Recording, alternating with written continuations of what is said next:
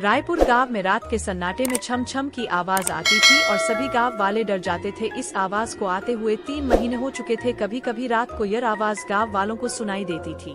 जिस रात को यह आवाज सुनाई देती थी उस दिन किसी के घर से एक सदस्य गायब हो जाता था और उसका कोई पता नहीं चलता था।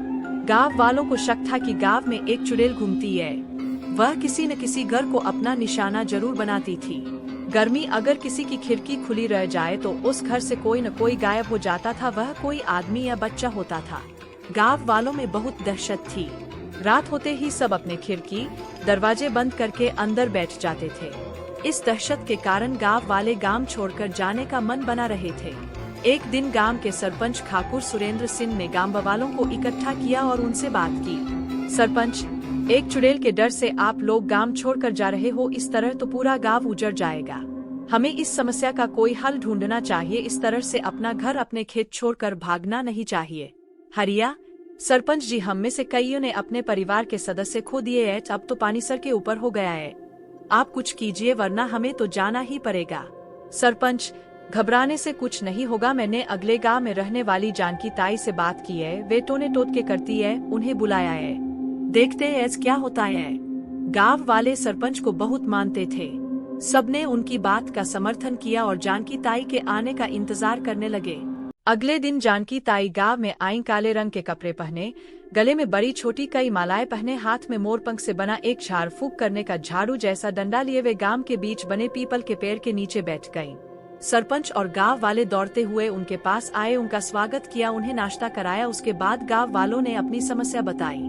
उसे सुनकर जानकी ताई ने कहा, मुझ उन घरों को देखना है जहां यह सब हुआ है। गांव वाले उन्हें एक घर के पास ले गए। वहां पहुंचकर जानकी ताई ने आंख बंद करके उसकी चौखट को छुआ। जानकी ताई, सरपंच जी, यहाँ तो चुड़ैल का साया है। इससे बचना बहुत मुश्किल है। मुझे पूजा करनी होगी। इसे वश में करके पूछना पड़ेगा।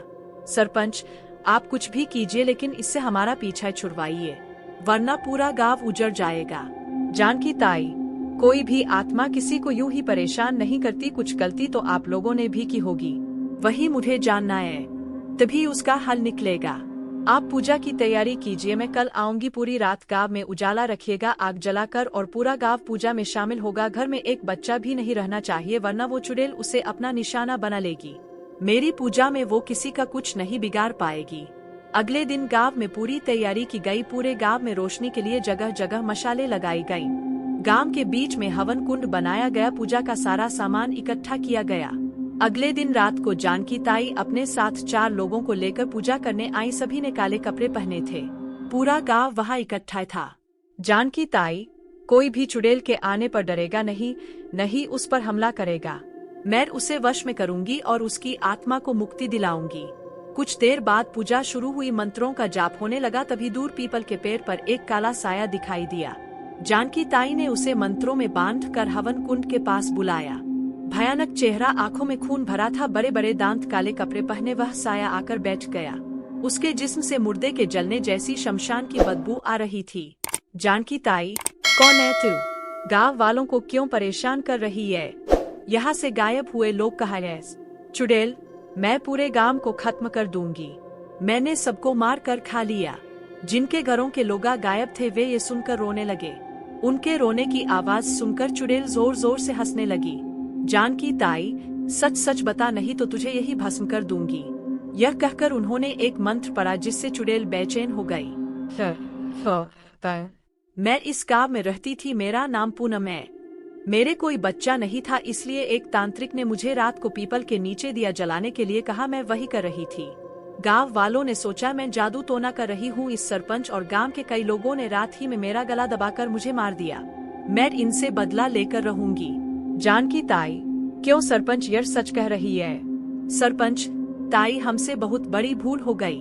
जानकी ताई, इन्होंने तेरे साथ बहुत गलत किया। अब ये बता, गांव वाले जिन्हें तूने बंदी बनाया है वो कहाँ है और तेरी मुक्ति कैसे होगी?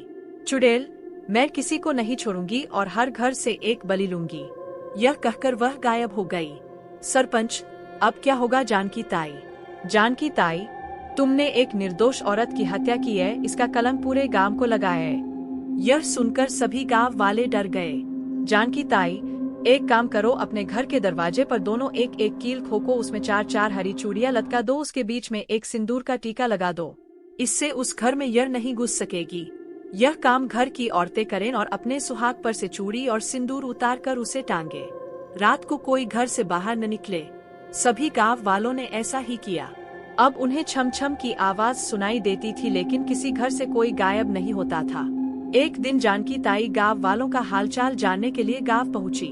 गांव वालों से बात करने पर उन्हें सब ठीक लगा। जानकी ताई, वो सब तो ठीक है, लेकिन यह सब ज्यादा दिन नहीं चल पाएगा। एक दिन कोई न कोई गलती से बाहर निकल जाएगा। चुड़ैल उसे अपने साथ ले जाएगी। सरपंच, तो हम क्या करें ताई, जो इससे मुक्ति मिले? जानकी ताई, इस आत्मा को मुक्त करना होगा। मैं अगले सप्ताह इसकी मुक्ति के लिए पूजा करूंगी, लेकिन उस पूजा में गांव का कोई आदमी नहीं होना चाहिए। एक सप्ताह बाद रात के समय जानकी ताई पूजा करने की तैयारी कर रही थी, तभी वह चुड़ैल वहां आ गई। चुड़ैल, तू मुझे मुक्त करना चाहती है तो पहले गांव वालों को मार जिन्होंने मुझे मार दिया। जानकी ताई, अब उन्हें माफ कर दे, नहीं तो तू हमेशा भटकती रहेगी। चुड़ैल, नहीं, मैं उन्हें कभी माफ नहीं करूंगी, खासतौर पर सरपंच को। तभी वहां सरपंच आ जाता है। सरपंच, तुझे मेरी जान लेनी है तो ले ले, लेकिन इन गांव वालों को माफ कर दे। जानकी ताई, मैंने मना किया था बाहर आने को, तुम्हें पता नहीं, तुमने अपनी मौत को दावत दी है। सरपंच, ताई, मैं वैसे भी पछतावे से मर रहा हूँ, कम से कम मेरे मरने से गांव तो उजड़ने से बच जाएगा। चुड़ैल, मुझे तेरी ही तलाश थी, लेकिन तुम्हें पछताते देख मेरा मन बदल गया। ताई, मुझे मुक्ति दिला दो।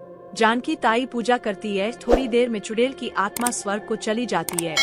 उस दिन से गांव में कभी छम छम की आवाज सुनाई नहीं दी।